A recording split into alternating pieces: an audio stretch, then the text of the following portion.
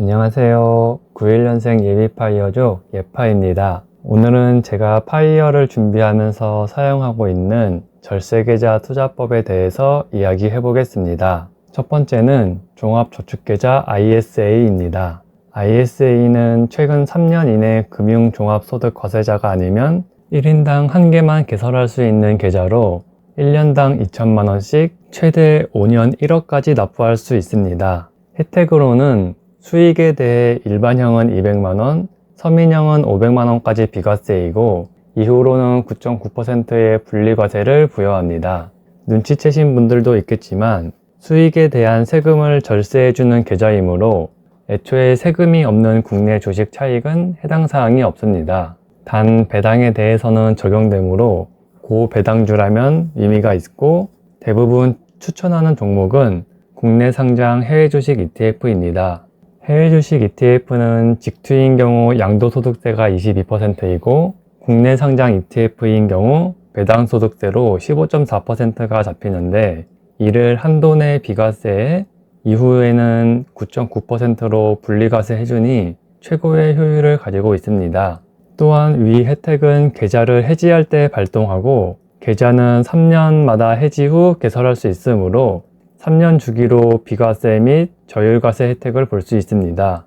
추가로 계좌 해지 후 연금저축펀드로 그 금액을 이전 시 3천만원 한도 내에서 10% 금액을 연금저축 추가 납입 금액으로 인정해 줍니다. 그래서 대부분의 ISA 계좌 설명글에서는 3년마다 해지하고 연금저축펀드로 이전해서 혜택을 최대화하라는 내용이 많은데요. 대부분의 경우에는 맞는 말이지만 이게 항상 옳은 것은 아닙니다. 우선 첫 번째로 연금저축펀드는 추후 연금 수령 개시할 때 세금 문제 때문에 연 1,500만원의 한도가 있습니다. 이 이상 뽑아내면 세금이 추가로 나오는데 4% 룰을 적용했을 때 연금저축펀드 내 금액이 4억이 넘으면 죽을 때까지 원금은 뽑아보지도 못하고 1,500만원씩만 뽑다가 끝날 수도 있습니다. 물론 세금 더 내고 뽑겠다면야 상관없지만 그럴 바에는 직투로 양도소득세를 내는 게 추후 건보료에서 이점을 볼 수 있습니다. 이론적으로 연금저축펀드를 매년 풀로 납입하고 3년마다 ISA에서 연금저축펀드로 3천만원씩 납부한다고 하면 연평균 수익률 7%일 때 10년이면 4억이 넘어가게 됩니다. 즉 내가 10년 일하고 파이어 할 거다 하면 전액을 넘겨도 상관없지만 10년 이상 일할 분들이라면 금액을 생각해 봐야 합니다. 아니면 1,200만원에서 1,500만원으로 한번 증가했던 것처럼 추후 수령 가능 금액이 늘어나기만을 기도하거나요. 두 번째는 ISA 계좌의 비과세 혜택은 3년마다 깰수록 극대화되지만 9.9% 분리과세 효율의 극대화는 5년 1억을 그대로 모아가는 상황에서도 발생할 수 있다는 겁니다. 국내 상장 해외 주식 ETF의 경우 내야 하는 15.4%의 배당소득세와 ISA 계좌에서 발생하는 9.9%의 비과세의 차이가 3년마다 얻는 비과세 혜택보다 높다면 계좌를 해지하지 않는 것이 유리합니다. 제가 계산해 보았을 때 대략 20년 동안 연평균 15% 이상의 수익을 얻을 수 있다면 계좌를 3년마다 해지하고 다시 가입하는 것보다 5년 1억을 채운 후 가지고 있는 게 더 세금을 절약할 수 있습니다.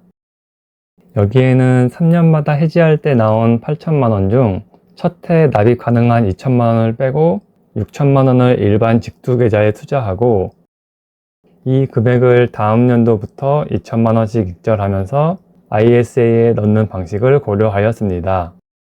이러한 결과가 나오는 이유는 5년 유지 계좌에는 익절에 대한 세금이 마지막에 계좌를 해지하기 전까지는 나오지 않습니다. 하지만 3년마다 해지하는 계좌는 해지할 때 비과세 금액을 초과한 수익에 대해 9.9%를 떼이고 일반 계좌로 옮긴 금액 중 연간 2천만원씩 ISA에 납입하기 위해 매도할 때 발생하는 배당소득세 때문에 원금의 손실이 발생하기 때문입니다. 여기서 주의할 점은 이 계산 방법은 1억까지만 ISA를 굴린다는 가정하에 계산한 점입니다. 나는 3년마다 계좌 해지하고 그거를 다시 재투자한 뒤에 안 팔고 새로운 투자 금액으로 2천만 원씩 ISA에 넣을 거다라고 하는 경우에는 조금 다를 수 있습니다. 하지만 연금저축과 IRP 계좌에 연간 1,800만 원씩 납부하고 ISA에 2천만 원씩 총 매년 3,800만 원을 저축할 수 있는 분이라면 오히려 나중에 국내 상장 해외 주식 ETF 차익에 의한 배당 소득보다 직투 양도소득이 더 유리할 수 있어 15.5%가 아닌 22%로 계산해야 하므로 크게 차이는 없을 것이라고 생각합니다.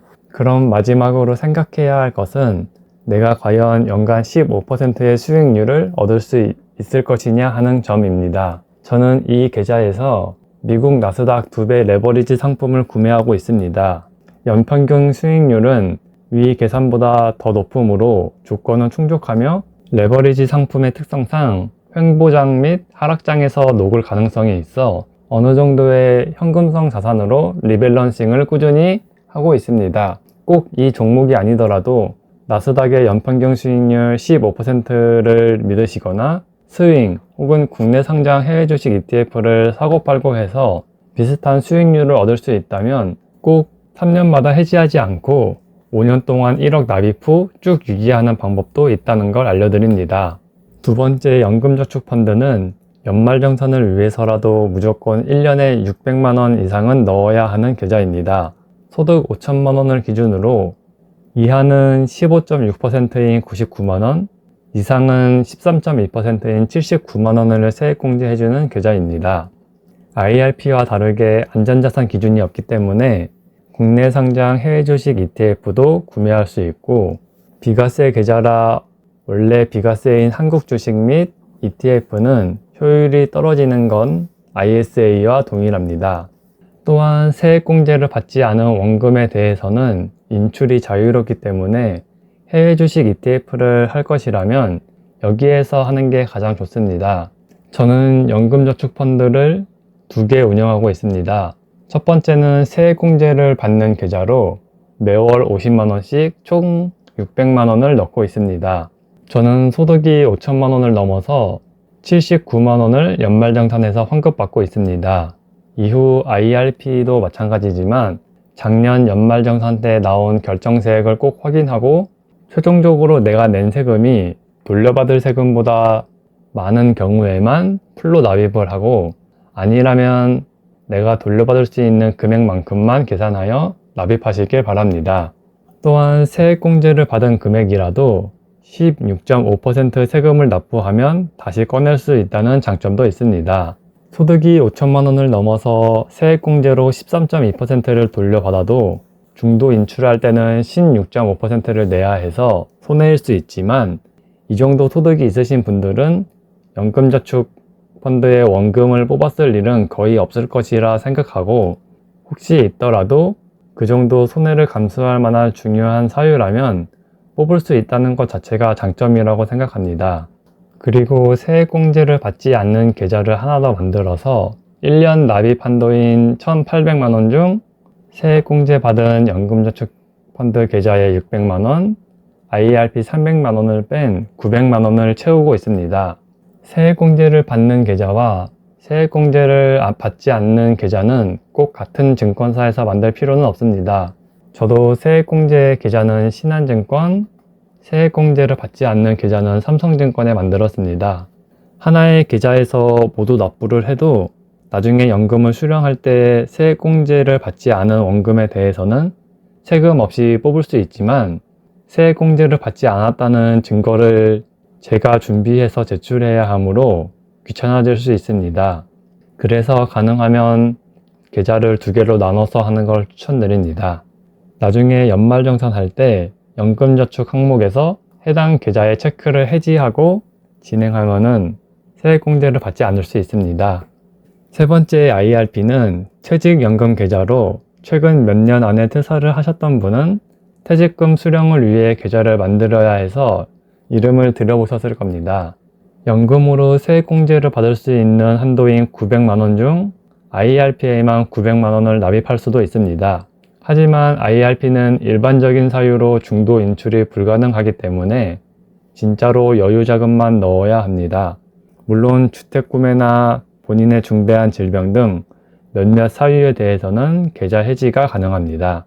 또한 주의점이 있는데 내가 세액공제를 받기 위해 만든 계좌에 퇴직금을 수령하게 되면 계좌의 해지가 불가능하므로 이 퇴직금은 중도 인출이 불가능하게 됩니다.